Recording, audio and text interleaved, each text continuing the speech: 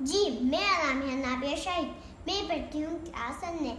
कहना ये था कि 5 माह से घर में बैठे बैठे तंग पड़ चुके हैं और हमारे दिमागों में जंग पड़ चुके हैं।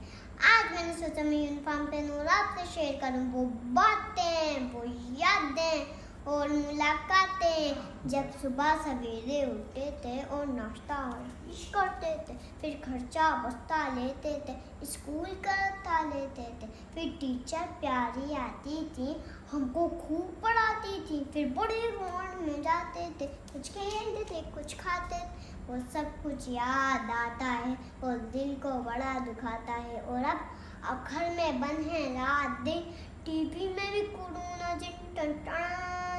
नाज़रीन आज 4,000 में से 3,000 का टेस्ट पॉजिटिव आ गया। टीवी से जान छुड़ाता हूँ, किसी कज़न को फोन मिलाता हूँ तो क्या सुनने को पाता हूँ। कोरोना वायरस की वबा खतरनाक है, जानलेवा भी हो सकती है, 6 फुट का फासला रखें। अच्छी बात है ऑनलाइन तो बढ़ लें, हम थोड़ा आगे बढ़ लें। हम बच्चे सच्ची बोलेंगे। अब स्कूल कब तक खुलेंगे? हम फासले भी रखेंगे, हम मास्क भी लगाएंगे, हम हाथ नहीं मिलाएंगे। आप ये तो बताएं हम स्कूल कब जाएंगे? Bye bye.